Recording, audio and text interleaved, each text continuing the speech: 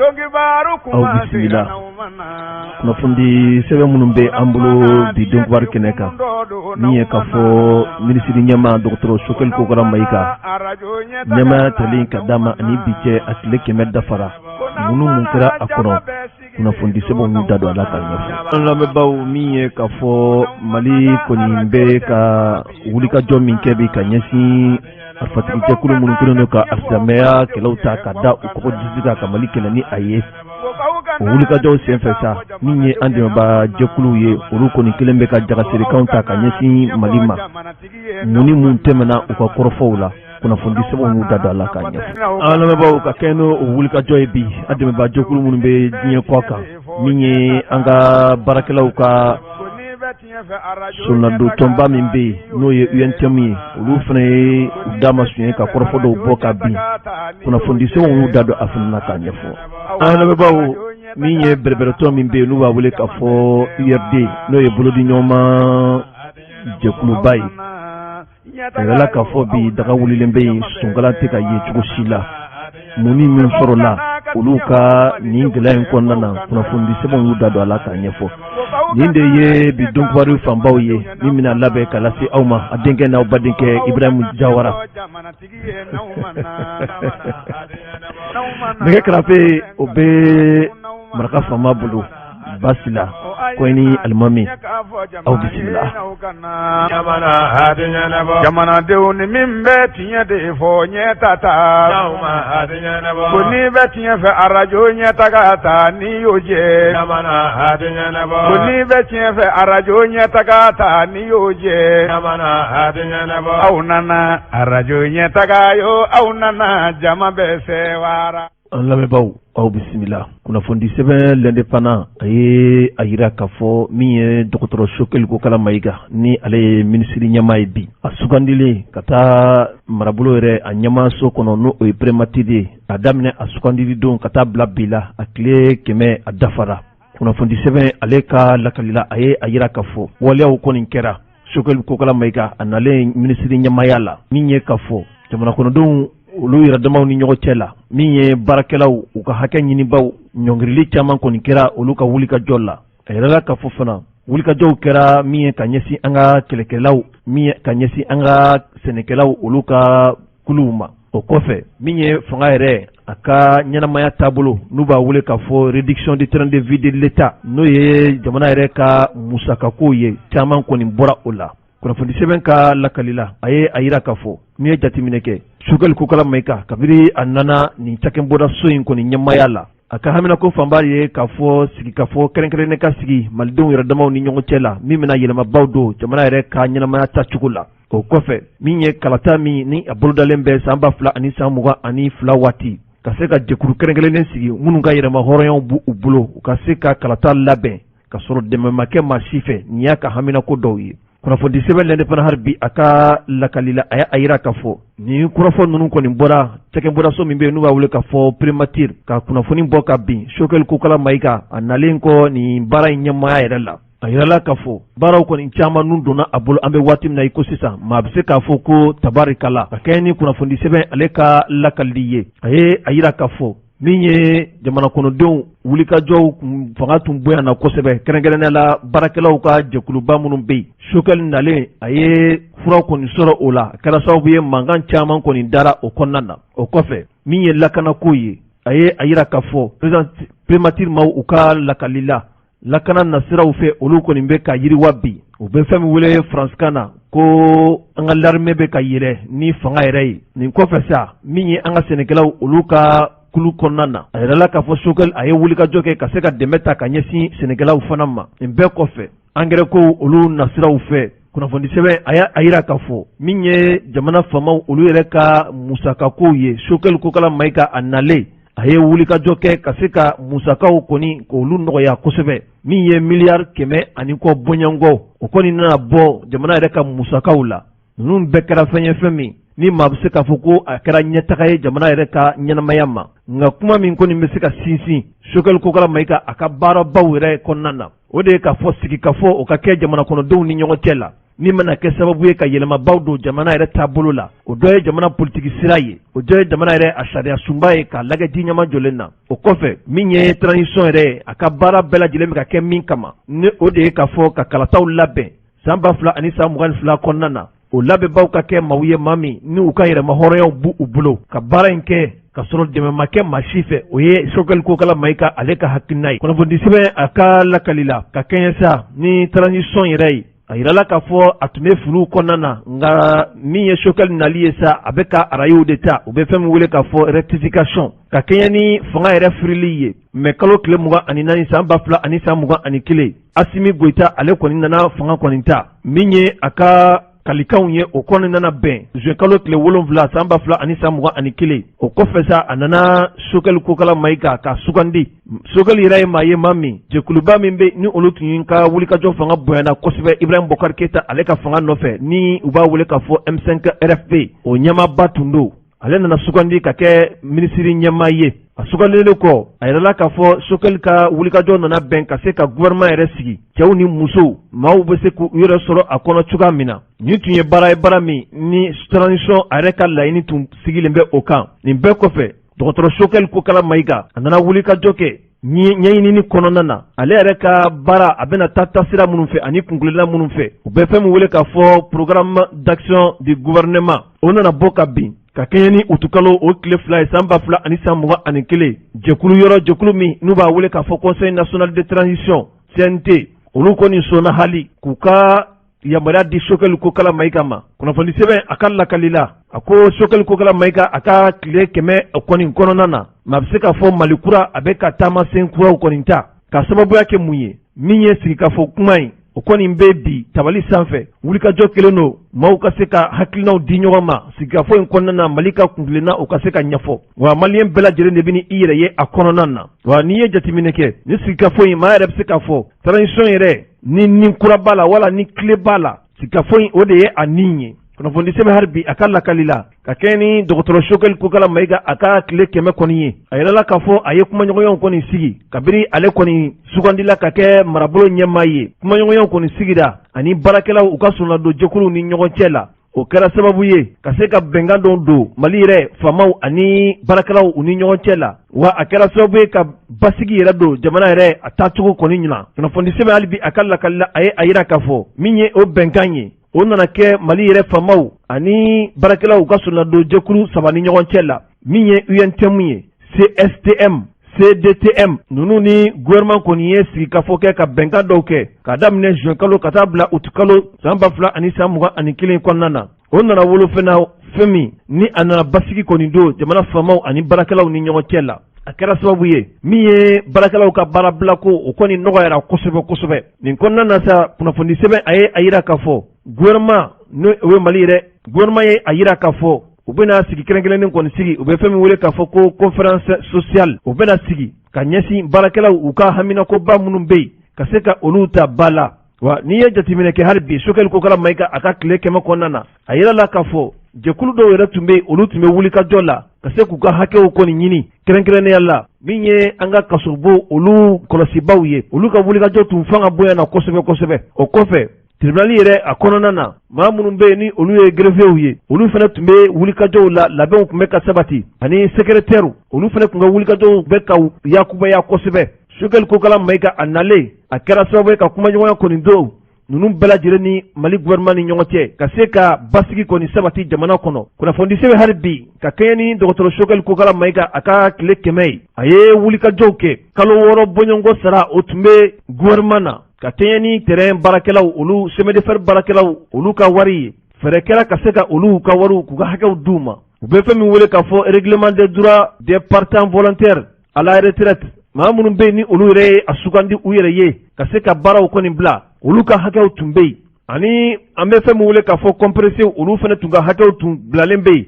o dossier yɛrɛ tun a bɛ san 30 bɔɲɔgɔnko bɔ kuma tun tɛ se ka maga a la. Sokɛli Kokala Mayiga a nalen a ye fɛɛrɛ ani dabali ɲini u bɛɛ lajɛlen na. Kunnafoni sɛbɛn ka lakali la a ye a yira k'a fɔ haminakoba min bɛ transition yɛrɛ faamaw la bi o de ye k'a fɔ transition n'a kun bɛ cɛ ka se ka kalataw olu labɛn wa min ye k'a fɔ jɛkuru kelen-kelennin u ka sigi karata yɛrɛ labɛnnin na hali n'a sɔrɔla k'a fɔ maaw kɔni fɔlen bɛ ɲɔgɔn kɔ bi politikimɔgɔw olu ka jɛkuluw kɔnɔna na maa dɔw ye a yira k'a fɔ min ye organe unique de gestion des élections ka jɛkuru kelen-kelennin sigi maa minnu bɛ yen n'u ka yɛrɛma hɔrɔnyaw b'u bolo olu ka transition u ka se ka élection yɛrɛ ka karataw labɛn ladiriya kɔnɔna na politikimɔgɔ dɔw y'a yira k'a fɔ ko nin ye hakilina ɲuman ye dɔw yɛrɛ a yira k'a fɔ nin tɛ hakilina ɲuman ye sabu waati min fɔra a tɛna se kɛ ka bɛn o ma nin bɛɛ ye gɛlɛya ye bi nka a kɔni pereperelatigɛ dira jamana yɛrɛ a ɲɛmaa bɛ maa min bolo bi n'o ye kolonɛli Asimi Goyita ye k'a fɔ siga t'a la a bɛ na kɛ kunnafoni sɛbɛn hali bi a ka lakali la a ye a yira k'a fɔ siga t'a la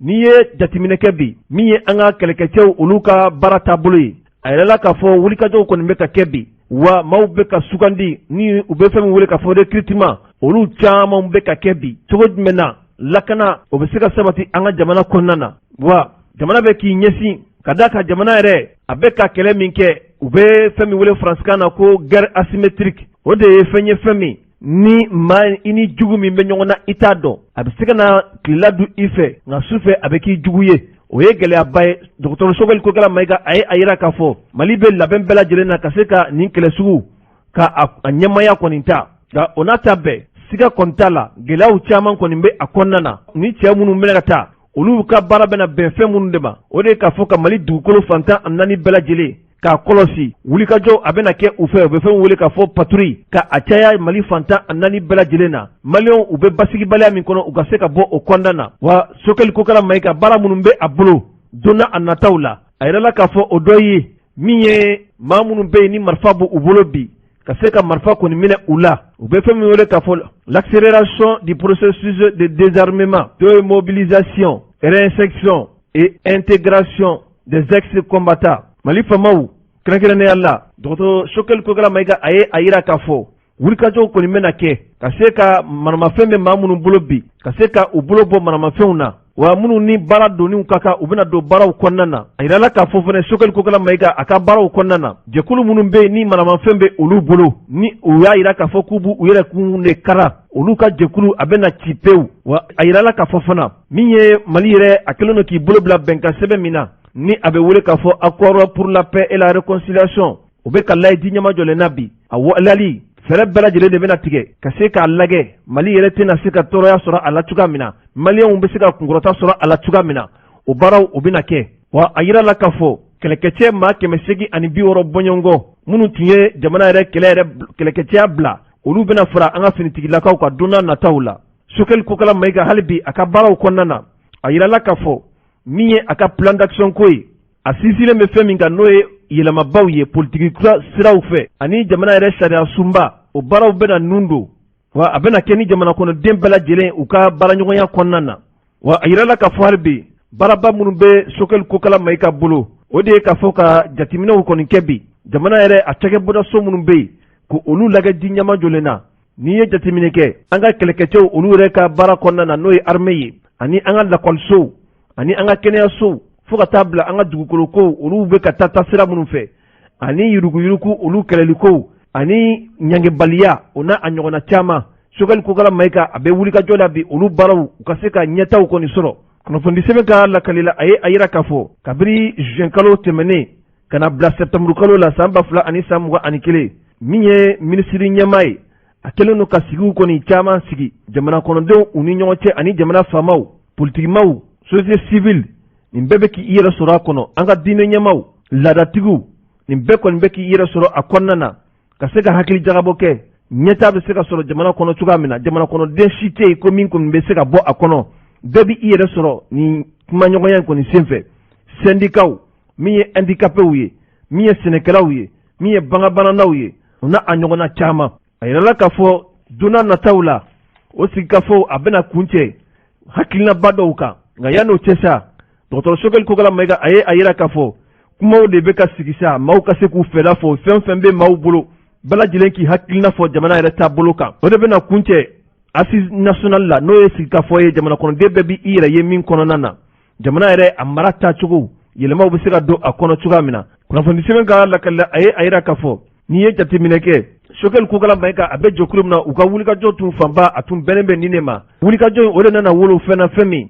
ni 18 août 2020 ka Ibrahim Boubacar Keita aka fanga kɔni firi komi an ka finitigilakaw olu y'a yɛrɛ a fɔ cogoya min na k'a fɔ olu nana de kana M5 ka baaraw kɔni tɔ a dafa a yɛrɛla k'a fɔ min ye dɔgɔkun 9 ka taa bila dɔgɔkun 10 ɲɔgɔn bɔɲɔgɔnko baaraw bɛɛ lajɛlen kɔni bɛna sigi sen kan ka se ka ni baara minnu bɛ jamana bolo bi ka se ka a nun don a ye a yira k'a fɔ o baara ninnu na sa n'i ye jateminɛ kɛ min ye hali jamana sariya sunba ye olu bɛna lajɛ layicogo la jamana kɔnɔdenw ka se ka faamuyaw sɔrɔ a la o kɔfɛ min ye an ka kalatakow ye olu baaraw fɛnɛ bɛna lajɛ sariya minnu talen bɛ a kan olu bɛna lajɛ ji ɲama jɔlen na donna a nataw la ani parti politigiw olu bɛ musaka minnu ta an'u ka sigikan ye min ye n'o a bɛ wele faransikan na k'a fɔ charte des partis politiques nin bɛɛ lajɛlen bɛna lajɛ ji ɲama jɔlen na wa kunnafoni sɛbɛn hali bi a yira k'a fɔ min ye ka jamana kɔnɔdenw yɛrɛ bila sa u k'u hakilina di u k'u fɛla di jamana sariya sunbako kan u bɛ fɛn min wele k'a fɔ référendum constitutionnel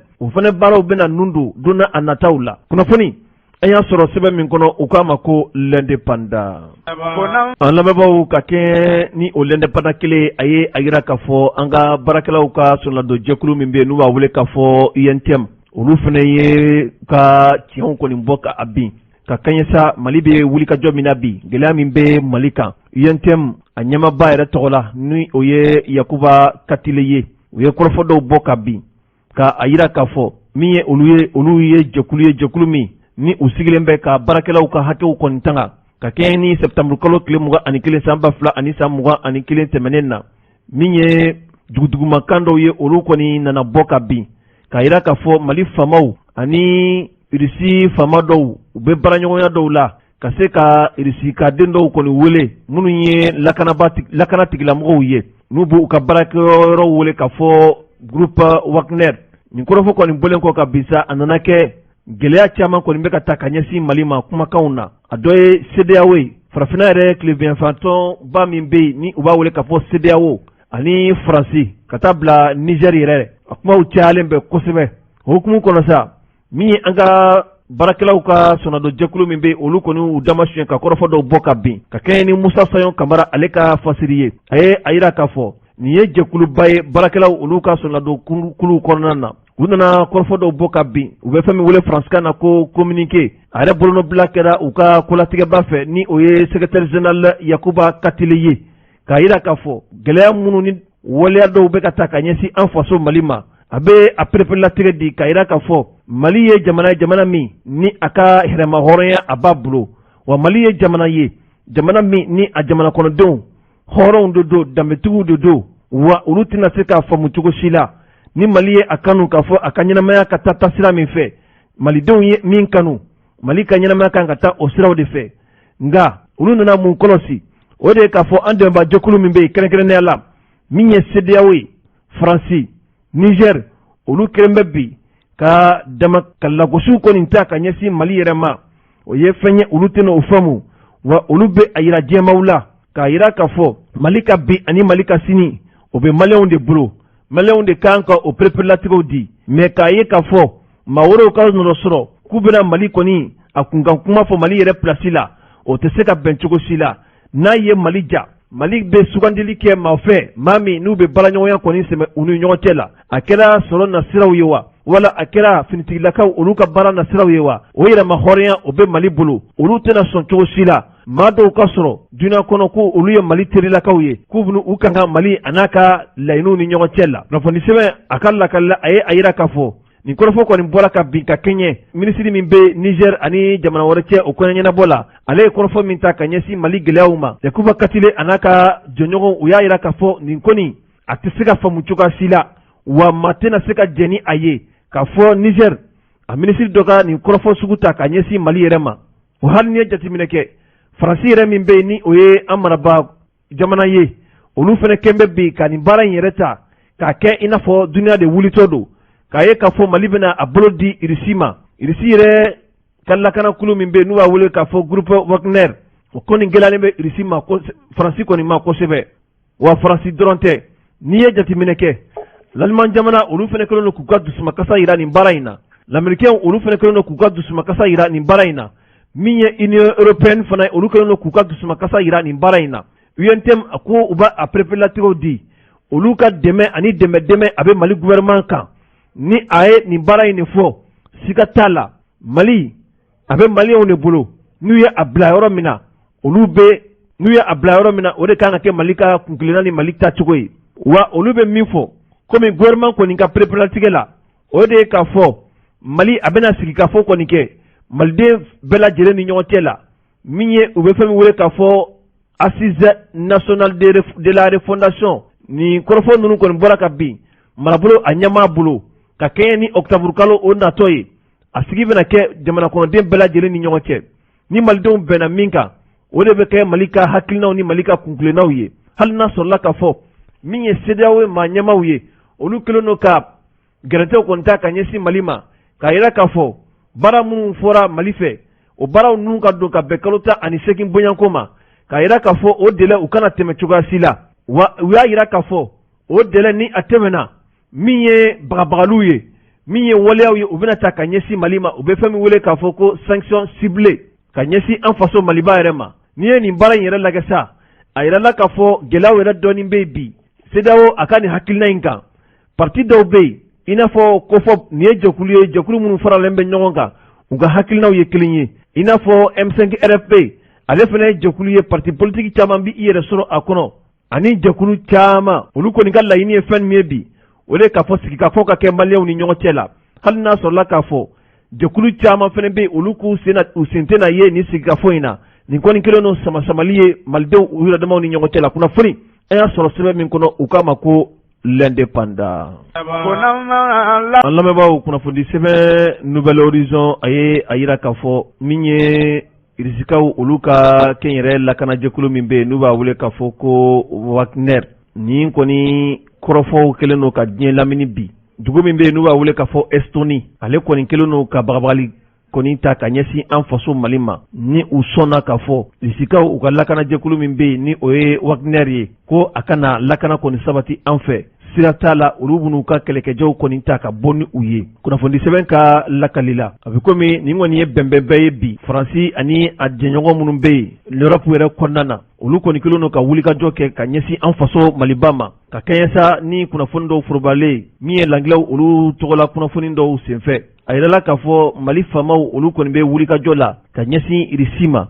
kɛnyɛrɛ lakanajɛkulu min bɛ Irisi yɛrɛ kɔnɔna ye k'a yira k'a fɔ kana an faso Mali yɛrɛ dɛmɛ a ka lakanabaliya la nin hukumu kɔnɔ a yirala k'a fɔ min ye kanakulu min bɛ n'u b'a wele k'a fɔ force takuba olu kɔni tɛ ka se ka nin kɔrɔfɔ in faamu cogo si la ka fara l'Européen olu ka kuluba min bɛ yen Estonie nin bɛɛ ye kelen don k'u kɛlɛfari kɔni da olu ye a yira k'a fɔ ni Mali kɔni sɔnna ka baaraɲɔgɔnya sabati olu ni jɛkulu ni ɲɔgɔn cɛ baaraɲɔgɔnya a bɛna bɔ Mali ni ɲɔgɔn cɛ wa u ka kɛlɛkɛcɛw u bɛna don ni a bɛɛ lajɛlen ye n'i ye jateminɛ kɛ a yirala k'a fɔ Estonie kɔni ye pereperelatigɛ min di ale a yira k'a fɔ ni Faransi kɔni sɔnna nin baara in kɔni ka kɛ wa min ye baaraɲɔgɔnya kɔni ye o bɛna tigɛ Estonie ani Mali ni ɲɔgɔn cɛ pewu nin kuma minnu bɛ senna bi a kɛra dusumakasa caman ye ka ɲɛsin l'Europe jamanaw kɔni ma olu fana kɛmɛ bi k'u kɛlɛfari da ka ɲɛsin an ka jamana faamaw ma hali n'i ye jateminɛ kɛ jɛkulu min bɛ yen bi minnu ka nafoloko baaraw ninnu donnen bɛ ɲɔgɔn bolo n'u b'a wele faransikan na la communauté économique des états de l'Afrique de l'Ouest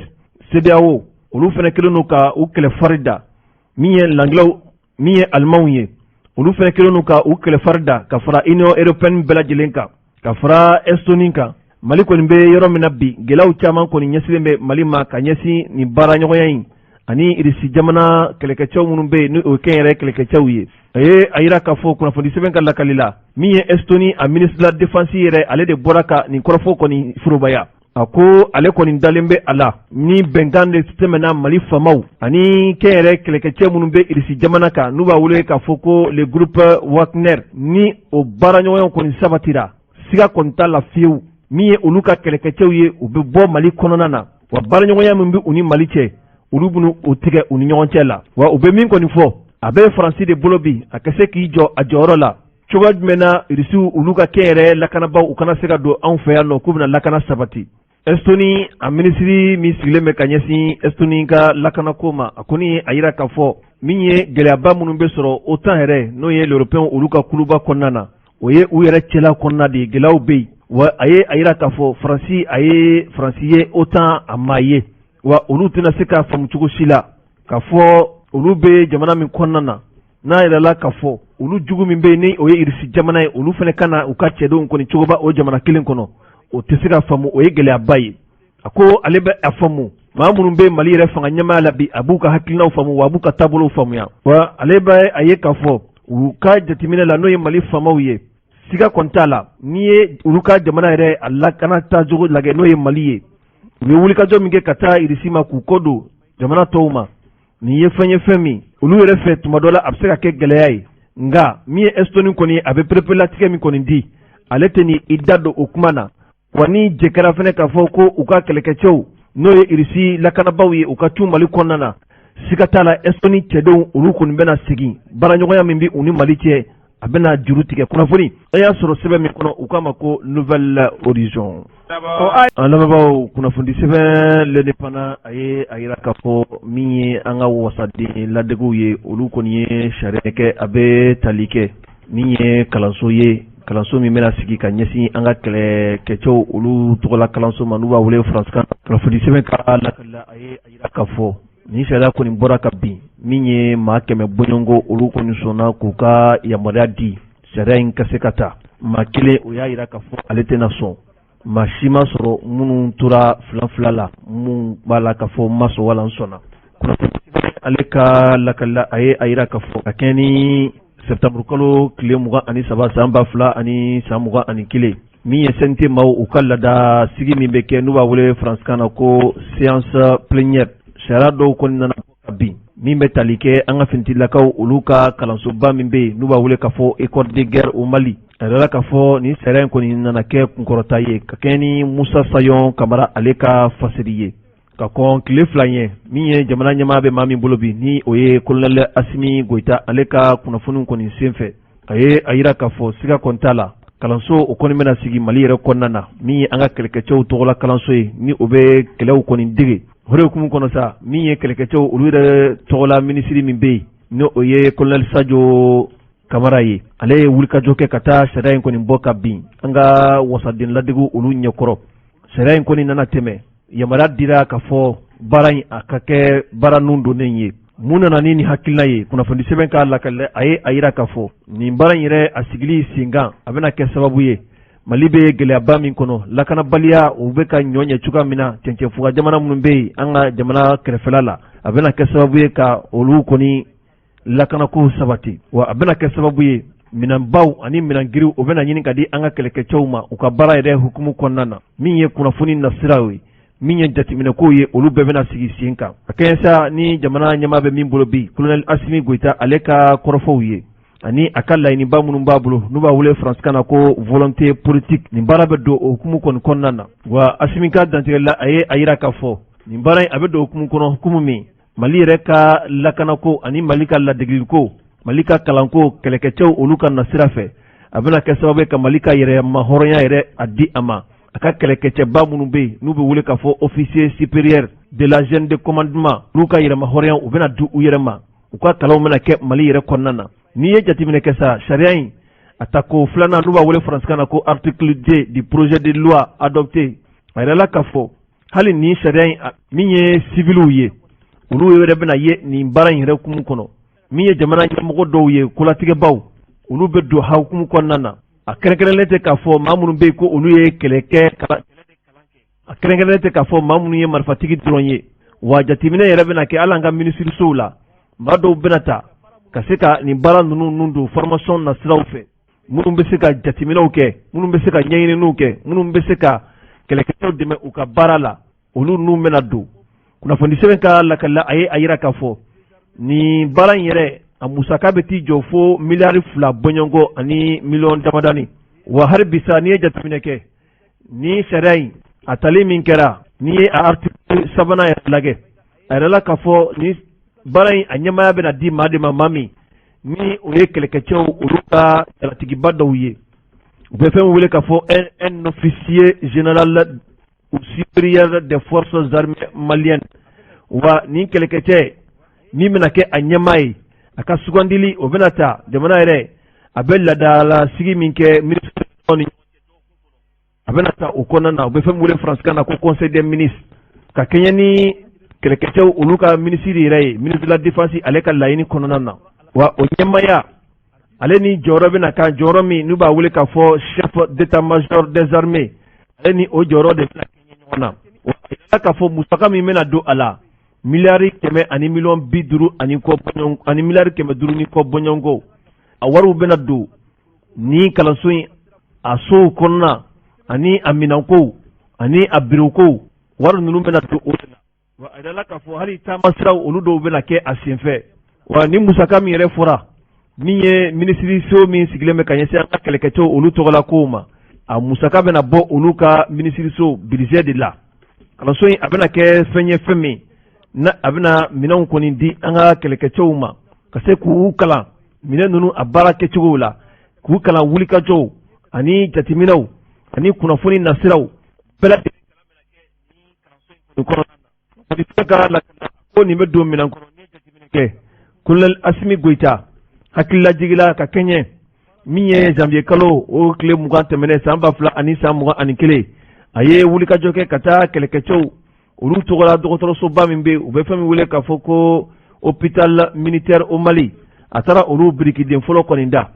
sariya yɛrɛ a votelen kɔ sa min ye jɛkulu min sigilen bɛ kɛlɛkɛcɛw olu tɔgɔla ko kan CNT yɛrɛ kɔnɔna na ni o ye commission de défense nationale de sécurité et protection civile du CNT o ɲɛmaaba n'o ye Mɛkɔrɔ Kane ye ale kɔni ye bonyamasegin ta ka ɲɛsin jamana faamaw ma wa a y'a ɲini u fɛ u ka nin baara in kɔni nin don teliya la ka se ka a baaraw kɔni sabati suga jumɛn la laɲiniw olu bɛ se ka don ba la hali bi CNT maaw u ka baaraw hukumu kɔnɔna na a yɛrɛ la k'a fɔ min ye sariya kisɛ dɔw ye olu nana bɔ ka bin min bɛ yɛlɛma dɔw kɔni don Mali a ye bɛnkan sɛbɛn dɔw kɛ ka kɛ ni utukalo tɛmɛnen san 2000 ani san 20 waati la Mali ani Belgique jamana u ni ɲɔgɔn cɛ la min ye ka se ka jateminɛ kɛ an ka jamana yɛrɛ a ka ji sɔrɔ ko o ye gɛlɛyaba ye min ye senu yɛrɛ a fanfɛla ye a yɛrɛla k'a fɔ minisiri kɔni min sigilen bɛ ka ɲɛsin an ka dugu jukɔrɔ nafolo kow ma ani an ka kurankow ale fana nana ni sariya min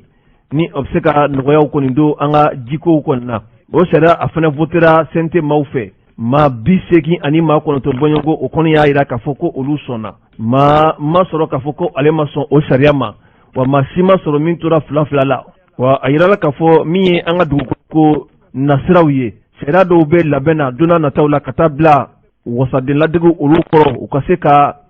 sariyaw kɔni voter don n'a nataw la a bɛna kɛ fɛn ye fɛn min n'a bɛna jamana yɛrɛ nafa kosɛbɛ kunnafoni an y'a sɔrɔ sɛbɛn min kɔnɔ u k'a ma ko l'indépendant an lamɛnbaaw ka kɛɲɛ ni an ka kuranko ani an ka jiko dugu jukɔrɔ nafoloko o ɲɛmaa bɛ min bolo ni y'a sɔrɔ k'a fɔ aw hakili b'a la waati tɛmɛnenw na jamana in kuranko a tun kɛlen don kataba 4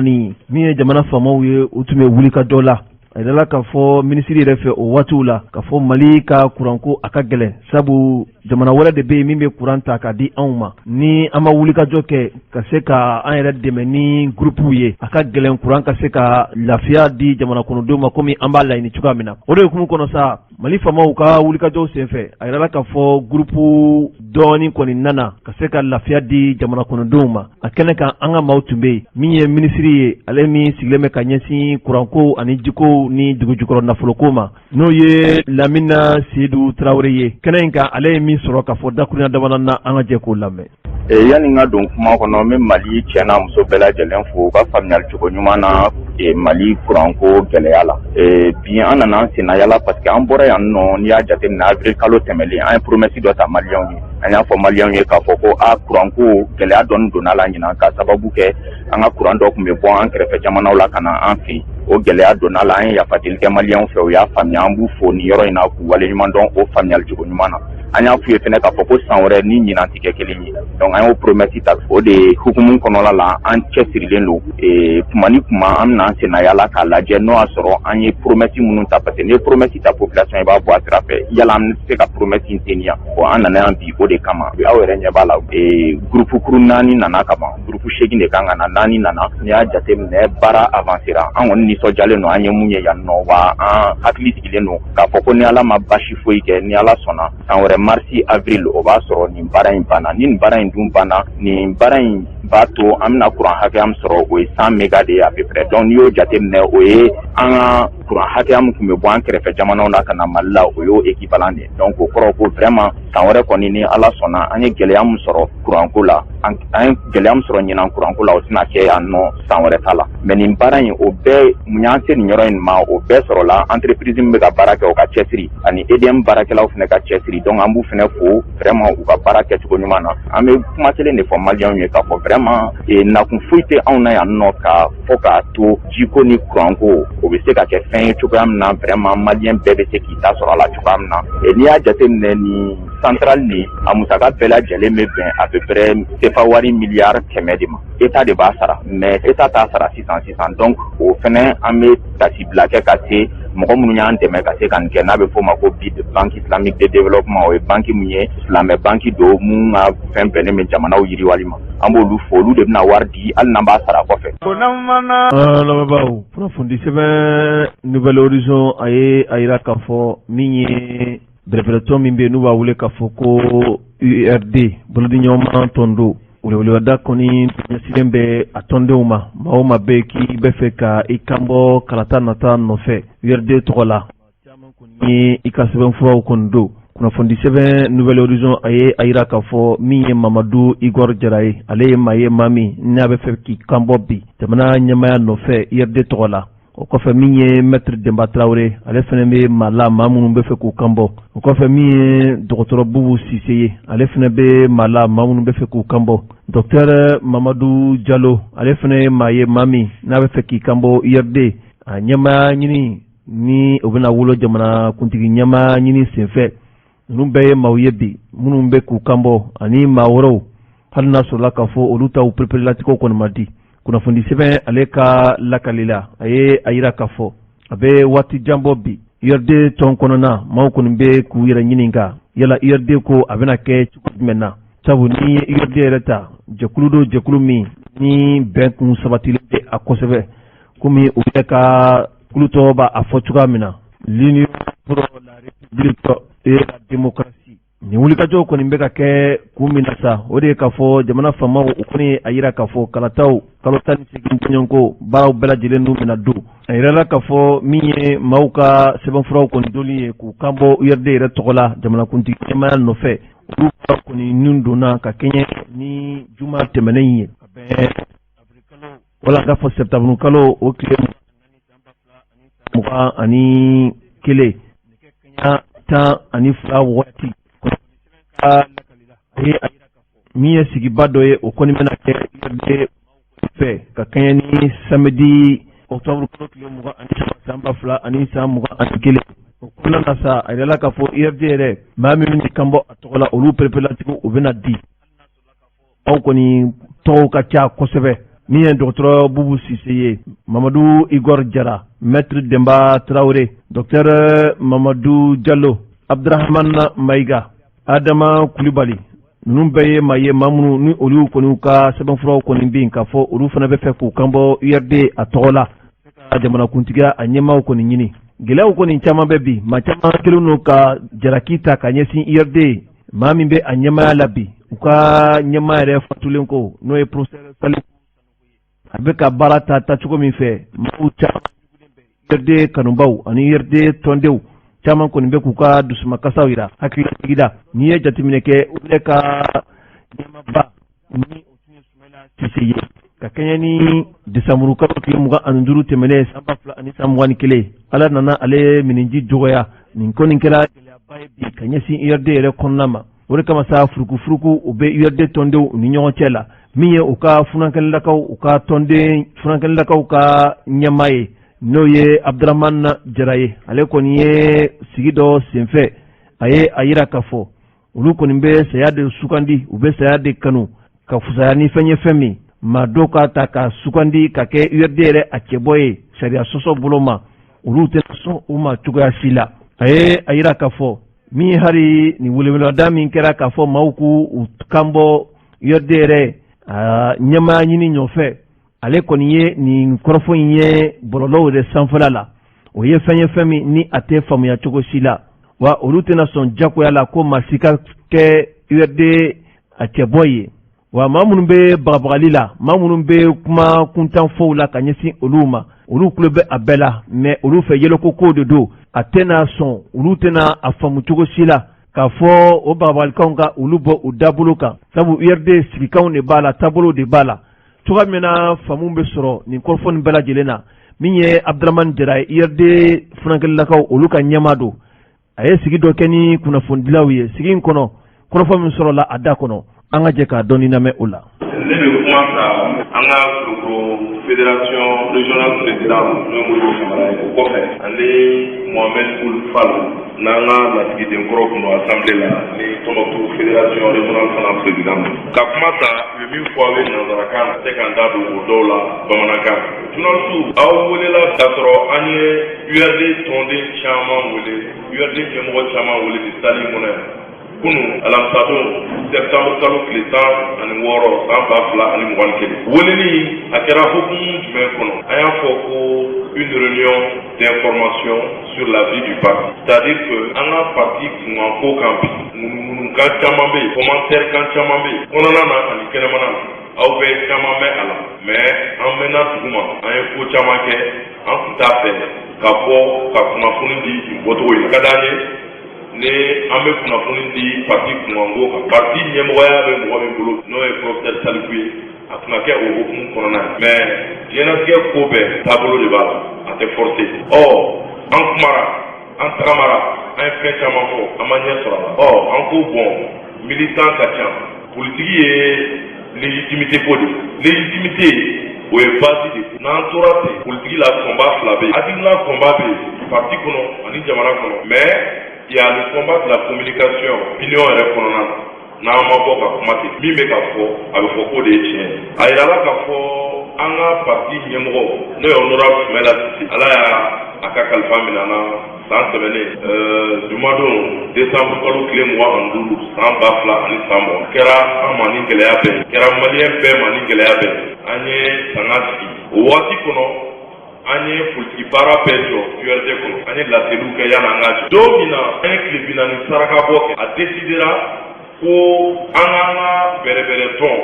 an k'an ka baaraw daminɛ an ye ɲɔgɔnnajɛ fɔlɔ min k'o la ni Salifu Sanogo y'o dirigé o kɛra nin salle in kɔnɔ ye tarata don février kalo tile 9 san 2021 o ɲɔgɔnnajɛ la professeur Salifu n'o ye URD premier vice président a ye kuma caman fɔ kuma ninnu kɔnɔna na a nana cɛ mun kan ko ka commission dɔ sigi commission min parti tɔndenw u bɛ sigi ka hakili jagabɔ kɛ ka lajɛ fɛn la kɔni ala y'a ka kalifa minɛ an na an ka parti kun maliyɛn bɛɛ sigi b'a kan k'an bɛ se ka jamana bɔ dingɛ ka hakili jagabɔ kɛ an ka parti kun baara kɛ cogo di ko ka kuru dɔ sigi ko commission kelen o réunion kɔfɛ an ka parti ɲɛmɔgɔyaso réunion ba fila bɛ yen réunion bɛɛ la belebeleba o ye bureau exécutif national ka réunion ye o jama ka ca donc pour que k'o réunion fana labɛn a bɛ fɔ min ma ko secrétariat exécutif parti ɲɛmɔgɔba damadɔw bɛ fara ɲɔgɔn kan ka sigi ka bureau ba réunion labɛn o SO réunion ani bɛɛ ni réunion y'a yira k'a fɔ c'est-à-dire k'u ka hakilina k'u ka commission dɔ sigi ka hakili jagabɔ kɛ parti taabolo kan o ye hakilina ɲuman ye mais baara in pour que a ka ɲa au lieu que a ka kɛ commission kelen an ka commission naani o de sen fɛ commission naani commission fɔlɔ u ka baara faut de réfléchir sur la vie du parti. Commission filanan u ka baara faut qu'à réfléchir sur les orientations et le positionnement stratégique de l'URD. Commission sabanan faut qu'à hakili jagabɔ kɛ parce que en 2018 novembre kalo kalafili président kalafili tɛmɛnen contestation bannen URD ɲɛmaaw ye ɲɔgɔn sɔrɔ retraite dɔ la Selenge k'a lajɛ ko an taara kalafili la maliyɛnw y'an ka cɛbɔ ta n'o ye Sumala ye mais namara ni kutu u ma sɔn a ka kɛ an bɔra an ko an ma jɛn n'a ye mais an tɛna san bɛɛ kɛ o kɛlɛ la an b'an ka jamana fɛ an ka taa sigi k'an miiri ni fanga in tun dira an ma an tun bɛ fɛ ka waleya minnu kɛ an k'olu kɛ gafe kɔnɔ an k'o cari k'a di hali jamana marabagaw ma hali n'olu y'an sinaw ye a don jamana kanu kama donc o document min bɛ yen n'an b'a fɔ o ma ko proposition de réforme de l'URD ka commission dɔ sigi k'o actualiser barisa ka bɔ novembre 2018 la ka na février mars avril mai 2021 waati caman kɛra ko caman kɛra contexte évolué la donc o tun ye commission sabanan commission naaninan ko ka réflexion kɛ hakili jagabɔ kɛ nafolo ko o kunkan ko kan parti financement bɛ se ka kɛ cogo di an bɛ se ka ressources financières mobiliser cogo di parti ko commission 4 min sigira ka baara kɛ ni commission 4 parti ɲɛmɔgɔyaso de y'o bila la n'o ye BEN parti ɲɛmɔgɔ parti tɔndenw dɔgɔkun caman fo kalo damadɔ kɔnɔ u ye ɲɔgɔn ye caman kɛ pour que ka commission ninnu baara kɛ o baara pour que o tila parti ɲɛmɔgɔyaso bɛɛ ni ɲɔgɔn cɛ an ye atelier dɔ kɛ a bɛ fɔ min ma ko atelier de restitution an y'a kɛ CRES la pour que commission ninnu ɲɛmɔgɔw u ka na commission ninnu ka travaux ka restitution kɛ militants o commission ninnu ye fɛn caman fɔ o fɛnw na n'i ye commission fɔlɔ yɛrɛ ta ka lajɛ la suite du parti URD sigicogo de b'a la an ka togodaw à l'intérieur a bɛ fɔ min ma ko village olu kelen kelen URD kɔnɔ a bɛ jate ko comité village caman minnu bɛ ɲɔgɔn kan commune kelen kɔnɔ a bɛ fɔ o commune ma ko sous section commune min caman bɛ ɲɔgɔn kan section kɔnɔ a bɛ fɔ cercle kɔnɔ a bɛ fɔ cercle bureau ma o la ko section Bamakɔ yan seleke minnu b'an ka quartier ni ɲɔgɔn cɛ o ye comité ye quartier bureau ye sous section ye commune bureau ye section ye fo ka na fédération régionale k'a la fo ka na se bureau national ma o bureau minnu bɛ yen n'i ye comité ta lajɛ assemblée générale de kɛ ka comité mais ka na sous section na ka na section na ka na fo bureau fɛn na conférence de bɛ kɛ mais bureau ba an bɛ congrès de kɛ congrès bɛ kɛ URD la san 5 o san 5 URD congrès tɛmɛnen ni an ka président ala ka hinɛ la Sumala Sise o président o kɛra décembre tɛmɛnen san 2019 o ni ɲɔgɔn cɛ fɛn dɔ bɛ yen komi congrès ye san 5 ye a fɔ ma ko conférence nationale o fana diyagoyalen don anw yɛrɛ de y'o kɛ URD sariya sɛbɛnw kɔnɔ ka fɔ san o san URD conférence nationale ka kɛ conférence nationale la ordre du jour dɔw de b'a la président Moro Kamara da sera a ma ka kuma kɔnɔ conférence nationale tɛmɛnen ka na se aw bɛna min kɛ parti ye baara min kɛ n'a bɛ fɔ ko rapport d'activité conférence kan ka baara ko parti sariya sɛbɛnw tilala k'a yira k'a fɔ diɲɛlatigɛ kow ka ca ala bɛna n'a ka na ye ka dɔw ka kalifa ninnu na dɔw yɛrɛ olu bɛ bɔ tɔn kɔnɔ comme mɔgɔ kura dɔw bɛ na pour que ka jɔyɔrɔ dɔwolu bɛɛ ma tɔn bureauba kɔnɔ n'an k'an bɛ san 5 kɔnɔ a bɛ baara gɛlɛya an bolo donc ko conférence nationale la bureau ka remembré o baara minnu kan ka kɛ atelier la commission dɔ ye baara kɛ o kan ko président Sani ko ka conférence convoqué parce que conférence convoqué délai de b'a la ni ma fili kalo 2 yanni conférence cɛ conférence kan ka convoqué an ye réunion caman kɛ réunion de SE an ye parti bureau ba réunion kɛ a ɲinina ko ka lasigi ma kɛ an ma faamuyali kɛ pourquoi conférence a tɛ ka kɛ komi n y'a fɔ aw ye politique pour k'i k'a kɛ i bɛ k'i ka jamana fɛ n'i kɛra i ka jamana fɛ i ni minnu hakili ye kelen ye jamana ko la cɛ b'o la muso b'o la denmisɛnnin b'o la maakɔrɔ b'o la aw bɛ ɲɔgɔn sɔrɔ tɔn dɔ kɔnɔ ka jamana fanga ɲini i tɛ se k'a fɔ k'i bɛ jamana fanga ɲini ka sariya labato jamana kɔnɔ ne yɛrɛ ka tɔn sariya i ma se ka o labato o de kosɔn a digira mɔgɔw la parti kɔnɔ mais a mana digi la cogo cogo discipline bɛ URD la nous sommes parti pris an y'an ka parti sɛbɛn ta a bɛ fɔ min ma ko règlement intérieur k'a lajɛ hali situation bɛ cogo min na an bɛna mun de kɛ parce que n'an tora tan an ka parti n'a ka ɲinifɛnw sɔrɔ wa maliyɛnw jigi di man ka parti kan o suma fɔ an y'a ye an ka sariya sɛbɛn kɔnɔ a fɔra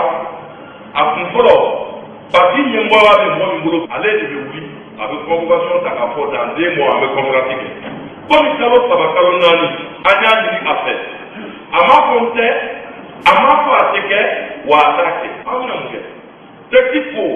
ko n'ale m'o kɛ ko n'i ye parti bureau ba n'i y'a mɔgɔ fila kulu 3 ye ni kulu 2 sera k'u bolonɔ bila sɛbɛn dɔ la diyagoya conférence aw y'o kumaw de mɛn waati la u y'a fɔ ko pétition tɔgɔ o tɔgɔ ka d'u ye mais papier min ni mɔgɔw y'u bolonɔ bila la ne hakili t'a la ko ne y'a sɛbɛnnenya kan ko pétition c'était tout simplement pour recueillir les signatures i n'a fɔ parti sariya sɛbɛn y'a fɔ cogo min o baara min kɛra a ye mɔgɔ caman lasiran an ka parti kɔnɔ o de sen fɛ an ka fédération régionale président olu farala ɲɔgɔn kan ko an bɛ taa sira min fɛ n'an b'an cogo dɔn gɛlɛya tɛ se ka na an ka parti kɔnɔ gɛlɛya min n'a bɛ se ka an fara ala k'an na cɛ olu sigira k'olu ka jɔyɔrɔ bɛ se ka kɛ mun ye parce que n'i y'a mɛn parti il faut les structures à la base o structure à la base olu bɛɛ bɛ ɲɔgɔn sɔrɔ fédération de la fédération ɲɛmɔgɔ ka hakilina kɛra nin u taara se Saliku ma u y'a fɔ a ye a président situation bɛ nin cogo la u ye kuma caman fɔ an sera yan parce que bɛɛ ani kelenya u bɛ se ka tɔpɔtɔ an ka tɔn kɔnɔ cogo min o de y'an se yan an ɲɛ bɛ min natɔ la an bɛ ka kuma minnu mɛn ko ɲɔgɔn ye parti biroba ɲɔgɔn ye nin bɛ kɛrɛsi la u sibiridon u tɛ taa o tile 21 san 2021 ko gɛlɛya caman bɛ sɔn ka bɔ a la o kama anw b'a ɲini fɛ mɔgɔw bɛ ka conférence min demander c'est normal a ma se kɛlɛ ka kɛ quoi comme e yɛrɛ ko k'i ma ban munna i t'a kɛ taa réunion na i k'a fɔ k'i sɔnna ko i bɛ conférence u y'a ɲini a fɛ tuguni ko kɛlɛ yɛrɛ fana fanba ye min ye parce que o yɛrɛ de la ne bɛ bi initiative saluer o de la n tun bɛ yan kunun o de la n bɛ yan bi o de la n sɔnnen don ni ko ye parce que n'i y'a mɛn kɛnɛma kuma la mun bɛ fɔ ko parti in kɔnɔ ko Ivoire mɔgɔw ko Bugu mɔgɔw ko mɔgɔ kura nalenw ko de bɛ yen ko ka wari bɔ ko ka parti candidat ko tɛ nin ye dɛ candidat bɛɛ ka mɔgɔ bɛ yan fo n'a kɛra candidat kelen hakilima bɛɛ ka o kuma tɔ fɔ o kɔrɔ ye ko candidature ko tɛ n'i y'a min bɛ candidat ta ka taa fanga ɲini k'a sɔrɔ o ka sɔrɔ tɔn de b'i bolo an ɲɛ bɛ ko dɔ de natɔ la an ka tɔn kɔrɔ n'an ma ɲinɛ an yɛrɛ ka intérêt personnel kɔ k'a tiɲɛ fɔ an ta ka gɛlɛn an ma an bolo bɛ sɔn k'a kɛ an yɛrɛ kala ye o de kama tutalo tile 21 ɲɔgɔn ye in na an dusuma kasilen président de fédération jigi u bɔr'u jigi kɔrɔ parce que u n'a bɛnna min kan a nana ɲɔgɔn ye in na d'abord a ko ko candidature ko u n'a ɲin'a fɛ ko k'o ko ɲɔngiri k'o bila réunion wɛrɛ la a ma sɔn o ma an y'o ye réunion don filanan comme a yɛrɛ b'a dɔn ko mɔgɔ minnu k'u bɛ signature kɛ k'u man ca u y'a ye signature filɛ ka taa cogo min na parti majorité de bɛ nin ko in na donc a ko k'a sɔnna ko octobre kalo tile 23 ko parti k'a conférence bɛ an b'a content an ma tɛgɛrɛ fɔ parce que an tɛ kɛlɛ la parce que k'a fɔ ko anw gagnera ko dɔ perdra o tɛ parti créera en juin 2003 il y a 108 mɔgɔw ye ko bɛɛ kun Mali kanu ani Sumɛla kanu kama URD kɔnɔ. lamɛnbaaw nin kun ye URD funankɛni jɛkulu ka ɲɛmaaba ye n'o ye Abdramane Jara ye a ye min fɔ hakilila aw ye faamuya sɔrɔ a la hali bi kunnafoni di sɛbɛnw ye a yira k'a fɔ min ye jamanakuntigi kɔrɔ Ibrahim Bokar Keita ale ka pankuru ko kuma minnu bɛ sen na ani finitigilakaw ka kɛlɛkɛminɛnw kuma minnu bɛ sen na a kɛra sababu ye bi jamana marabakɔrɔ dɔw nan'u yɛrɛ sɔrɔ kaso kɔnɔna na an bɛ waati min na i ko sisan ka kɛɲɛ ni min ye minisiri kɔrɔ ye Mamadu Kamara a yirala k'a fɔ ale yɛrɛ sɛbɛnfura dara a kan ka taa a bila Bamakɔ kasobonba kɔnɔ an bɛ waati min na i ko sisan kunnafoni sɛbɛn ka lakali la Sumeli Bube Mayiga ale kɔfɛ ka fara min ye Madame Buhare Fili Sisoko ye a yirala k'a fɔ nin dɔkun yɛrɛ kɔnɔ sa min ye Mamadu Kamara ye ale nana lamɛsa min ye an ka kiribondasoba min bɛ yen n'u b'a wele k'a fɔ Cour suprême olu maaw fɛ a lamɛnnen ko u nana ye k'a fɔ Mamadu Kamara ale ni bilankɔrɔ de ka kan sɛbɛnfuraw kɔni dara a kan k'a bila ka taa Bamakɔ kasobonba la ka sababuya kɛ mun ye a yɛrɛ k'a fɔ nin maa kɔfɔlen a tɔgɔ kɔni nana ye baara dɔw senfɛ jamanakuntigi Ibrahim Bokar Keita wala k'a fɔ jamanakuntigi kɔrɔ Ibrahim Bokar Keita ale ka pankoro saninko senfɛ bɛ fɛn min wele k'a fɔ aéronef ani équipement militaire o kɛra Ibrahim Bokar Keita ale ka fanga kɔnɔna na ni ma kofɔlen ale tɔgɔ kɔni nana ye a la k'a fɔ ko siga kelen don a la k'a fɔ baara dɔw kɛra a kɔnɔ min ma kɛ tɛmɛsira ɲumanw kɔni fɛ o bɛ fɛn min wele k'a fɔ atteinte au bien public corruption trafic d'influence nin bɛɛ nana fɔ nin dossier in yɛrɛ kɔnɔ kumaw kɔni kan hakililajigila sa nin baara ninnu bɛ kɛ waati min na ni ma kɔfɔlen a tun bɛ jamana ɲɛmaa ɲɛmaakɔrɔ Ibrahim Bokar Keita ale ka baarakɛyɔrɔ yɛrɛ o kɔnɔna na o bɛ fɛn wele k'a fɔ directeur de cabinet ani jɔyɔrɔ ka kan jɔyɔrɔ min ni o ye ministériya jɔyɔrɔ ye san 2014 nin waleya ninnu kɔni kɛra o kɔnɔna na sa a yirala k'a fɔ miliyari caman de kɔni taara ji jukɔrɔ nin baara ninnu senfɛ fo bi a ko ma se ka ɲɛdɔn ka kɛ ni vérificateur général ale ka wulikajɔ ye a nana a yira k'a fɔ dugudugumankow caman kɔni sɔrɔla nin baara in senfɛ wa maa caman kɔni bɛ olu tɔgɔw nana fɔ k'a fɔ ko u nana baaraw kɛ cogoya la sariya ma laɲini min kɛ o de nana wolo fɛn na sa min ye Sumeli Bube Mayiga Madame Buhare Fili Sisoko olu nana minɛ kiiritigɛlaw fɛ k'u bila kaso kɔnɔ wa a yirala k'a fɔ min ye an ka diɲɛ mɔgɔbatigi dɔw ye olu yɛrɛ fɛnɛ tɔgɔ fɔra nin ko in bɛɛ lajɛlen kɔnɔna na u bɛ fɛn wele k'a fɔ opérateur économique nka dɔgɔkun kɔnɔ sa wulikajɔ kɔni kelen kɔ ka ni maa kofɔlen wele Mamadu Kamara a taara lamɛn kiiritigɛlɛbaw fɛ lamɛnni kɔfɛ sa u nana a yira k'a fɔ u bɛna a bila bolokɔrɔ la sa k'a bila ka taa Bamakɔ kasobonba la yanni waati cɛ. kunnafoni an y'a sɔrɔ sɛbɛn min kɔnɔ u k'a ma ko l'indépendant. an balimaw ka kɛɲɛ ni 22 septembre ale yɛrɛ wulikajɔw senfɛ min ye kunnafonidilaw olu tɔgɔla so o ɲɛmaa min bɛ bi n'o ye Banjugu Dante ye ani kunnafonidilaw ye barosugi kɛ kunun ko kunnafonidi nasiraw fɛ ani bi ta danfara jumɛnw ni jumɛnw de sɔrɔla a la ka da waati yɛrɛ ni a cogoya kama min sɔrɔla Banjugu Dante da an ka jɛ k'o lamɛn.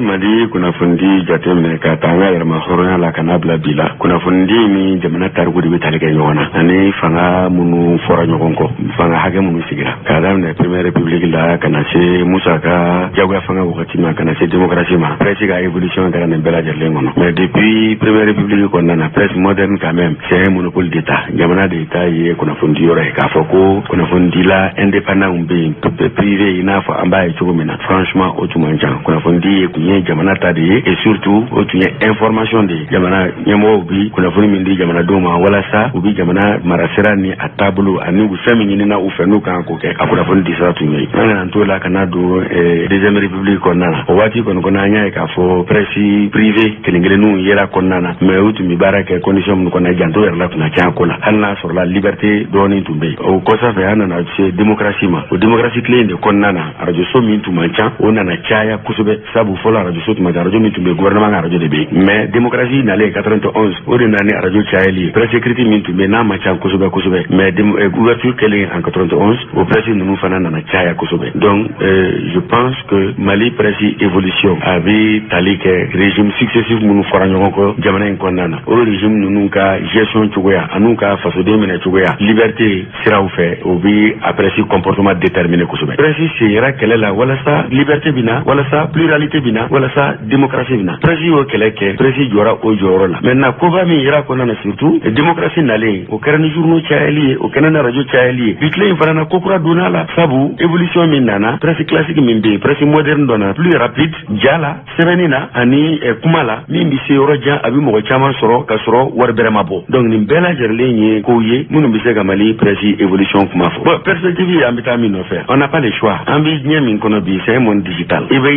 i conformer a la ka taa n'a ye kelen i bɛ to kunfinya la. O ɲuman ye min ye n'o bɛ kɛ moyen de bɛ d'i ma i k'i gɛlɛya i ka don monde digital kɔnɔ. O monde digital tɛ yɛrɛsago kɛ ye min ka di ye fana b'a kɛ o fɛn tɛ. A bɛ professionnalisme ni formation de ko fɔ. N'i bɛ don a kɔnɔ f'i ka baara ɲini k'a dɔn k'a kari et en même temps formation kɔfɛ i k'i professionnaliser et en même temps i k'i cultiver. Ni o de kɛra bien que source d'information ka ca i bɛ kɛ sababuya ye i bɛ se ka kɛ taamasere ye mɔgɔw cɛ la. A mana kɛ cogo o cogo n'i ye nɛgɛkuru 100 jɔ n'i ye sanu bila a cɛ la a bɛ dɔn ka bɔ tɔw cɛ la. O ye mun ye a bɛ yɛlɛgu cogo a n'a qualité. Donc n'i kɛra baara ɲuman kɛbaga ye i bɛ ye o fura foyi t'a la. Avancée minnu bɛ yen o ye loi 2000 min taara sur la loi sur la presse o ye liberté de an ma a ye avantage dɔw accordé an ye mais bi an filɛ tile min na liberté walankata la démocratie a sera yɔrɔ jan. Donc fɛn minnu bɛ yen kunun n'olu tun ye acquis ye n'olu tun ye avancé ye bi tile in na n'i ma ka texte n'olu adapté ka kɛ ni bi tile ye i ka texte minnu bɛ a bɛ kɛ texte ye minnu bɛ retard la kojugu. Or bi par exemple n'i y'a fɔ k'i bi Mali loi sur la presse ta ka ni yɔrɔ dɔw comparer effectivement avancé kɛra mais n'i y'a ta k'i b'a ni Mali kunnafoni di taabolo yɛrɛ lajɛ bi i b'a ye k'a fɔ k'an bɛ retard la dɔɔni. An bɛ retard la min na parce que fɛnw b'a kɔnɔ olu ni bi tile k'o cɛ ka taa cogo si. N'i y'a jateminɛ k'a fɔ ko presse en ligne o ma réglementé jusqu'à présent. Ka taa tuguni k'a ye k'a fɔ ko certains aspects de la presse loi sur la cybercriminalité de b'a kɛ k'olu gérer parce que en réalité c'est pas encadré par une loi sur la presse. Ça c'est extrêmement dangereux. Donc bi baara kan ka kɛ walasa texte kura ka ta minnu adapté don réalité actuelle la ni o loi de taara o de bɛ se ka kɛ sababuya ye dérapage ka dabila professionnalisme ka don ko la.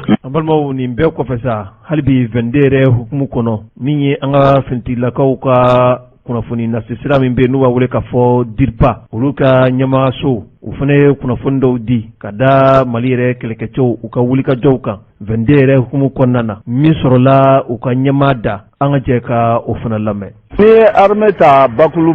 de don donc a bakulu bɛɛ dɔn de tɛmɛna jamana ɲɛmɔgɔ kɔrɔ pour que k'u ka majigi n'u ka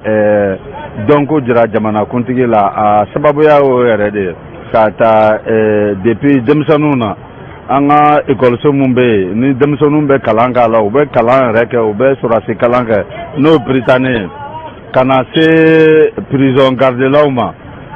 ka na se eaux et forêts ma ka se policiers ma ka se gendarme ma ani ni armée ta bolofaraw caman de b'a kɔnɔ donc a kɛla dɔgɔtɔrɔ yo a kɛla an ka transmission mɔgɔw yo a kɛla bâton para mɔgɔ o bɛɛ de tɛmɛna jamana ɲɛmɔgɔ ɲɛkɔrɔ ko jamana mɔgɔw k'a dɔn 22 septembre sɔrɔdasiw ka fête dɔrɔn tɛ malien bɛɛ de ka fête don i kɛla mɔnikɛla o i kɛla sɛnɛkɛla o i kɛla fonctionnaire o i kɛla journaliste o bɛɛ de t'a dɔn mais an bɛ ka mun de faamu ni 22 septembre nana dɔrɔn a bɛ fɔ ko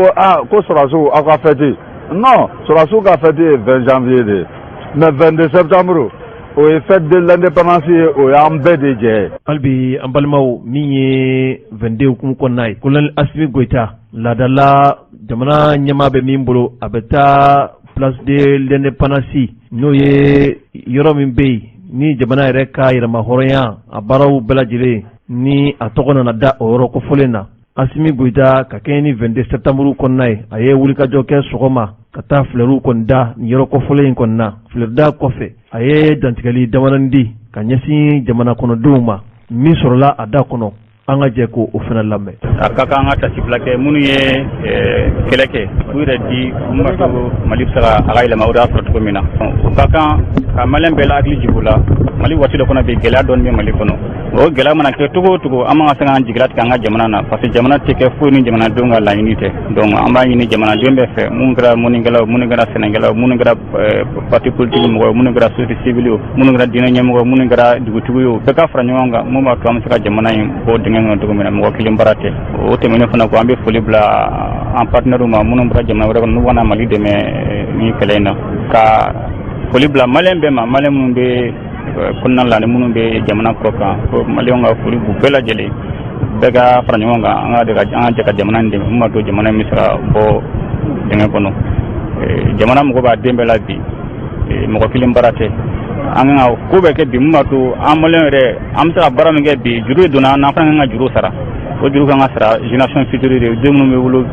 ni san kɔnɔ ni san wɛrɛ kɔnɔ an fana kan k'an yɛrɛ di mun b'a to olu fana muso bɛ diya u fana b'a dɔn ko mɔgɔ fana u fɔra mɔgɔ kɔ donc o de foli min bɛ se ka fɔ maliyɛn bɛɛ lajɛlen ɲɛna.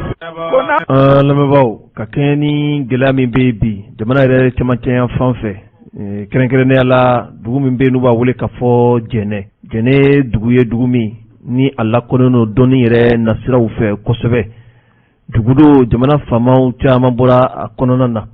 an bɛ waati min na ko sisan gɛlɛyaw kɔni kelen don ka jɛnɛ sigibaw kɔni sɛgɛrɛ kosɛbɛ ka kɛɲɛ ni wulikajɔ kɛbaa minnu bɛ yen bi n'u kelen don ka alisilamɛya yɛrɛ kɛlɛ ta ka da u kɔkɔ disi la o hukumu kɔnɔ sa jɛnɛkaw u ye sigi kɛ ka ɲɛsin u ka gɛlɛyaw ma min sɔrɔla a kɛnɛ kɔnɔna na an ka jɛ k'o lamɛn. an bɛɛ bɔra jɛnɛ de ka se yan mun y'an lase yan tɔɔrɔya min b'an ka jamana in na bi ani degun min b'an ka jamana in na bi n'o ye jɛnɛ mara ye kɛrɛnkɛrɛnnenya la jɛnɛ mara dugu jumɛn don dugu tan vraiment o dugu tan degun b'an kan bi fo a b'an kan degun jumɛn b'an kan an ka mara la sɛnɛ tɛ yen ɲinan sɛnɛ ma kɛ bagan mara tɛ yen o banna mɔnikɛ tɛ yen o banna jago tɛ yen o banna an ka dugu ni ɲɔgɔn cɛ sira tigɛla mɔgɔ tɛ ka taa mɔgɔ ka dugu la dugu jumɛn ni jumɛn ko don jɛnɛ mara la pro yɔrɔ yɛrɛ min bɛ daze yɛrɛ kɔnɔ bi Malibugu Koloboro Suma Cɔkɔrɔbugu Pɛrɛta Manga Jɔrɔbugu Tɔkɔyi Dɔrɔbugu ani Ndɔbugu ani Kunci ni degun b'an ka jɛnɛ mara la bi ala la an kɔni an degula an tɔɔrɔ la kɛlɛ de bɛ yen walayi dugu b'an fɛ yen bi nin y'a lɔgɔkun 3 ye mɔgɔ tɛ taa lɔgɔ la balo tɛ yen an ka denmisɛnw bɛ bana u bɛ sa fura tɛ yen kɔngɔ banna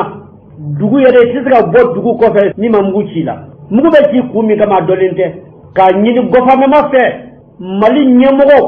a ye wuli a ka dɛmɛ an na an b'a ɲini aw fɛ a ye wuli a ka dɛmɛ an na militaires bɛ yen an fɛ yen mais kɛlɛ bɛ wuli e b'u wele u tɛ taa o puis kɛlɛ bɛ dɔw fana sɔrɔ yen u bɛ boli ka bɔ kɛlɛ kɔrɔ an ɲɛ b'u la Mali tenue de b'u kan na Mali drapeau de b'u la i bɛ Mali mobile kɔnɔ plaque b'u la mais kɛmɛ u tɛ taa an ka kɛlɛ la bon o y'a sira dugu tan wulila ka se kɛnɛ in kan yan jɛnɛ mara bɛɛ jɛnɛ cercle bɛɛ de tɔgɔ la ka se kɛnɛ in kan yan bamananw ka kuma de don digidu dan ye jɛnɛ ye kuma dɔ bɛ maliyɛnw la ne b'a fɛ a kuma in ka dabila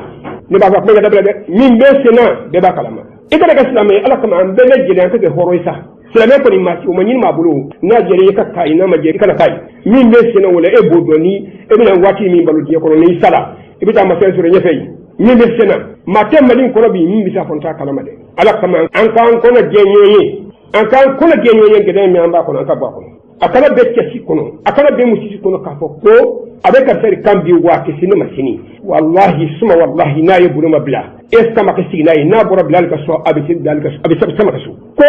an bɛ yɛlɛma kɛlɛ la o kuma in ye balawu kuma de ye an tulo kɔrɔ ɲininkali ka kɛ kumaw bolila o tuma olu bɛ foro ko kiri de la kumaw ka foro bɛ yen wa jandarmu bolila olu ka foro bɛ yen wa o mana na kuma ala kama an b'a ɲini maliyɛnw bolo maa ye hɔrɔn ye u k'a dabila o kuma in ka dabila koyi an bɛna ɲɛmaa kunda fo duguma o kuma in ka bɔ a kɔnɔ de ni mɔgɔ min ye Mali siri ko daba tigɛ o tɛ maliyɛn ye o tigi de tɛ maliyɛn ye maliyɛn k'o de faamu minnu kan k'a jɔ olu ye maliyɛnw ye minnu kan k'a ci a ka dɔn olu tɛ maliyɛn ye hali n'a sɔrɔ o ye den ye maliyɛn tɛ. Ni kun ye jɛnɛkaw ye hali bi an bɛɛ ka fara ɲɔgɔn kan ka dugawu kɛ jɛnɛ bɛ gɛlɛya min kɔnɔ bi jɛnɛ dɔrɔn tɛ Mali sigidugu fɛn fɛn bɛ gɛlɛya kɔnɔ bi ala ka gɛlɛya wuli ala ka basigi k'o sabati Mali fantan 4 bɛɛ lajɛlen la o kɔfɛ sa min ye jagokɛlaw olu ka kuluba min bɛ n'u b'a wele k'a fɔ Sena Mali fana ka wulikajɔ fanga ka bon bi kosɛbɛ u ye sigi dɔ kɛ sigi in kɔfɛ an ka maaw tun bɛ a kɛnɛ kɔnɔna na min ye Bulayi Kanta ale ye seereya min sɔrɔ Sena Mali ma olu tɔgɔ la an ka jɛ ka o lamɛn. Ni kunnafoni de kɛra Sena Mali maa ɲɛmaw fɛ u jabala la Sugunikura la araba min n'a bɛnna septembre kalo tile 23 ma san 2021 k'a jira k'a fɔ sibiri k'olu bɛna bɔ kɔngana jirakɛ furancɛla fanga in o bɛ se k'a kɔkɔrɔma don cogo min na ko baara ninnu bɛɛ lajɛlen bɛ kɛ Badalabugu palais la min tɔgɔ dalen bɛ Amadu Ampate Bala sɔgɔmada fɛ nɛgɛ kanɲɛ 8 wagatiw la sira min sɔrɔla ka bɔ a maa ɲɛmaw yɔrɔ Solomani Konate n'u b'a wele ko Bakɔrɛ. An b'aw fo aw minnu bɛ an ka kunnafoni jɛnsɛn an ka foli belebeleba b'aw ye an bɛ mun fɔ ka ɲɛsin tɔndenw ma o de ye bɛɛ ka wuli samedi sɔgɔmada fɛ le 25 septembre 8h k'a sɔrɔ bɛɛ bɛ palais de la culture la pour que i ka don yɔrɔ sɔrɔ parce que an b'a dɔn ni 8h y'a sɔrɔ i ma se yen i bɛ sɔn ka dan kɛnɛ ma parce que jama in tɛ ku palais kɔnɔ kɔnɔdimi nana basa sɔrɔ a disi kan jama b'an bolo an b'u wele de u bɛ na ka fara an ni tɔn wɛrɛw faralen don ɲɔgɔn kan n'o y'an ka synergie ye n'o ye transport ye transporteurs ani anatrabibim n'o ye bouchers ni transformateurs ye ani femme entrepreneurs awep ani artisanat ani alcom synergie o de ye tɔn wɔɔrɔ faralen ɲɔgɔn kan an bɛɛ national ye an bɛɛ fêtières ye donc an ka jama ani siribukɛ ɲɔgɔn siribukɛ n'o ye Buya Hayidara ye an n'u ka jama de bɛna fara ɲɔgɔn kan ka nin baara in kɛ k'a kɛ ko belebeleba ye diɲɛmɔgɔ k'a ye o ye baara ɲɛbila de ye fɔlɔ ni le 25 bɔlen meeting tɛmɛna palais de la culture la assise nationale min bɛna kɛ ni premier ministre bɔra k'a ɲɛfɔ maliyɛnw ye an b'a fɔ premier ministre ye ko an y'a faamu an b'a makɔnɔ assise nationale in ka ban an yɛrɛ welelen don o fana la an yɛrɛ bɛ kɛ assise in kɛnɛ kan n'o banna ni bɛn kɛra mun kan n'o ye ka transition prolonger ka transition in soutenir jamanadenw ka hakilina kɔnɔ an bɛ bɔ ka t'o fana ɲɛfɔ boulevard de l'indépendance kan mais o date bɛ fixé ni assise banna pour que k'a yira communauté nationale ni communauté internationale la ko maliyɛnw de ta ye Mali ye a ka di anw ye cogo min na an ka jamana bɛ kɛ ten misali ye mun ye maliyɛn bɛɛ k'a faamu mɔgɔ si tɛ se ka na mɔgɔ si ka jamana jɔ force étrangère tɛ se ka mɔgɔ si ka jamana jɔ u taara diɲɛ yɔrɔ o yɔrɔ u ye tiɲɛni de kɛ Amérique ye san 20 kɛ Afghanistan san u ka armée ɲɔgɔn tɛ mɔgɔ bolo u y'a fili ka boli ka Afghanistan to Afghanw bolo yen diɲɛ bɛɛ ɲɛ b'a la donc n'an b'an jɔ an ka armée kɔfɛ n'an jɔna an yɛrɛ la an bɛ kɛ ka mɔgɔ wɛrɛ dafa donc n bɛ fɛ ka mun fɔ collectif national des acteurs des marchés distribués a n'an jɛɲɔgɔnw n'o ye transporteurs ye ani anatrabebim ani artisans ni awep ni alcom ani transporteurs ani senam n'o ye collectif national des acteurs des marchés du Mali bɛɛ lajɛlen ka kɛ cɛ kelen ni muso kelen bɛɛ k'a bila i kun na ko faso ka wele de kelen fili man nin hɔrɔnya ni danbe kɛnɛ kan mɔgɔ kelen kelen bɛɛ k'a bila i kun na ko ni e ma taa ko jama in tɛ dafa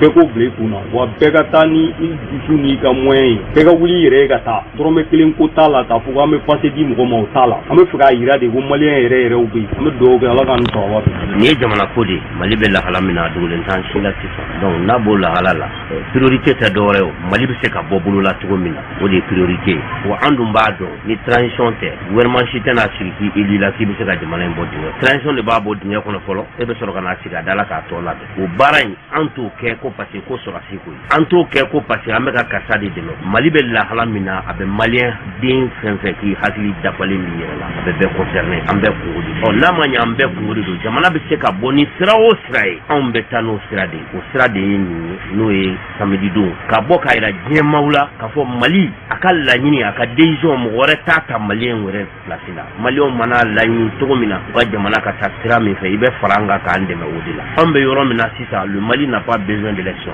an bɛ yɔrɔnin min na i ko bi élection yɛrɛ se ka kɛ o bɛɛ b'a dɔn jamana fan bɛɛ menacelen don insécurité bɛ fan bɛɛ mɔgɔw bɛ k'a faga à longueur de la journée fɔra kuma kɔnɔ sisan k'a fɔ force étrangère bɛ jamana o jamana kɔnɔ effectivement nkalon t'a la u tonnen de bɛ Mali la yan don o don maliyɛn bɛ ka faga n'a y'a sɔrɔ u nakun ye ka maliyɛn den de sécuriser ne hakili la min bɛ ka kɛ o man ka kɛ donc an k'a lajɛ an ka force di an ka transition mɔgɔw ma dɛmɛ min bɛ se ka ɲɛsin sɔrɔsiw ma o dɛmɛ ka ɲɛsin u ma ka moyen bila u ka disposition na pour que an bɛ gɛlɛya min na an ka se ka bɔ a kɔnɔ an bɛ wele da komi a y'a fɔ cogo min na an balima bɛɛ n'o ye commerçant ye ani an ni minnu fana bɛ jɛ la n'o ye synergie ye bɛɛ ka wele da bɛɛ ka bɔ samedi an ka taa baara ɲɛbila kɛ fɔlɔ diɲɛma k'a dɔn ni Ala y'a latigɛ an bɛnna don min fana kan n'o ye boulevard de l'indépendance ye o kɔni o y'a dan ye an bɛ foli di an ka jamakulu ma. Sena Mali ɲɛmaa ye Ablaye Cisse ye a y'a ka farangali kɛ. N bɛ aw bɛɛ lajɛlen fɔ radio Tile dun b'a fɔ n bɛ radio Ɲɛta fɔ aw radio naani aw b'an ka kibaruyaw lase cogo min vraiment an b'aw fɔ aw ka tiɲɛ baaraliw la o tuma na n balima ninnu ye min fɔ an bɛ ɲɔgɔn dafa dɔrɔn c'est à dire an bɛ casquette fila de bɛ an kunna nin baara in na nin transition in ye commerçants dɛmɛ ka transporteurs dɛmɛ ka bouchers dɛmɛ hadamaden n'a ye fɛn k'i ye i ka kan ka waleɲuman dɔn o ye min k'an ye k'a fɔ an ka sugu o b'a kɛ titre ye fanga foyi ma deli ka na Mali la min y'i da don a la o dɔrɔn kosɔn an ka kan ka sa olu nɔfɛ parce que an bɔra an sako la an ka sugu ninnu kɔnɔ maa o maa min bɛ kan lamɛn n'i tɛ i yɛrɛ i bɛ sugu kɔnɔ a sɔgɔmada kelen t'a fale la n'o bɔra yen nɔ boulevard ta n'o don fana sera an b'o wele da fana kɛ ni Ala sɔnna ma pour que mɔgɔw ka ɲɔgɔn sɔrɔ mais ni min bɛna kɛ sinikɛnɛ n balima ninnu ye min fɔ ni dugu jɛra u k'u ɲɛsin yen na ninnu de ko k'u bɛ an lafiya an ka ɲɛnamaya kɔnɔ parce que munna an y'a ye i sigilen san 40 ka place la ka n'a feere mɔgɔ ma i sigilen i bɛ san joli kɛ o tɔrɔkɔtɔrɔkɔ la peut-être i t'a ni si yɛrɛ ta a bɛ se ka kɛ i bɛ sa mɔgɔ min nana k'a bɛna titre dilan yan'o baaraw ka ban n'o tigi ka fanga tiɲɛna e ka titre bɛ ɲɛ sɔrɔ bilen an ka kan k'o soutenir o tuma an k'o soutenir politique ko tɛ dɛ an bɛ se ka bɔ bi diɲɛmaa bɛɛ ɲɛna k'o soutenir an bɛ transition mɔgɔ ninnu an b'u soutenir bi an b'u soutenir sini ni Ala sɔnna a ma n'u jɔra yɔrɔ o yɔrɔ u b'an jɔlen sɔrɔ u kɔfɛ ou bien an bɛ jɔ u ɲɛfɛ ni ko b'u ɲɛfɛ de u b'an jɔlen sɔrɔ ɲɛfɛ ni ko b'u kɔ u b'an jɔlen sɔrɔ u kɔfɛ o y'o